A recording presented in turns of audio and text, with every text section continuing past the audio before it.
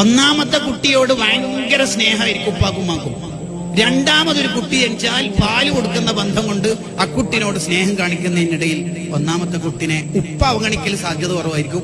ഉമ്മാക്ക് എപ്പോ അവനോടായിരിക്കും ദേഷ്യം പിടിക്കാൻ ഒരു സാധ്യത. നല്ല ശ്രദ്ധിക്കണം. മൂന്നാമത്തെ കുട്ടി വരുമ്പോ രണ്ടാമത്തെ കുട്ടിനോട് ഒരു സ്നേഹക്കുറവ് ഉണ്ടാകാൻ പാടില്ല. എല്ലാരോടും തുല്യമായിട്ട്. തിരിച്ചു അങ്ങനെ തന്നെ ഉപ്പാക്കും ഉമ്മാക്കും സ്വതക്ക ചെയ്യുന്ന സമയത്ത് നീതിയോടെയാണ്. ഉമ്മാക്ക് 5000 കൊടുക്കുന്നുണ്ടെങ്കിൽ ഉപ്പാക്ക് 5000. നീതി ഉണ്ടാണ് ശിഷ്യന്മാരോട്, അനുയായികളോട്, തൊഴിലാളികളോട്, എല്ലാവരോടും. നബി സല്ലല്ലാഹു അലൈഹി വസല്ലം തങ്ങളുടെ അടുത്ത് ഒരു സ്വഹാബി ഇരിക്കുമ്പോ ആ സ്വഹാബിന്റെ ഒരു കുട്ടി ഓടി വന്നു. ആ കുട്ടിനെ വാരിയെടുത്ത് ചുംബനം കൊടുത്ത് മുത്തം കൊടുത്ത് മടിയിലിരുത്തി. ഇതേ സ്വഹാബിയുടെ അടുത്ത കുട്ടി ഓടി വന്നു. ആ കുട്ടിനെ വാരിയെടുത്ത് മടിയിലിരുത്തിയപ്പോ തങ്ങൾ പറഞ്ഞു, നീതി കാണിച്ചിട്ടില്ലല്ലോ മോനെ. അതെന്ത്? ഒന്നാമത്തെ കുട്ടിക്ക് മുത്തം കൊടുത്തിട്ടല്ലേ ഇരുത്തിയത്, രണ്ടാമത്തെ കുട്ടിക്ക് അത് കൊടുത്തിട്ടില്ലല്ലോ. എത്ര ചെറിയ കാര്യം വരെ ശ്രദ്ധിക്കണം എന്നറിയണം.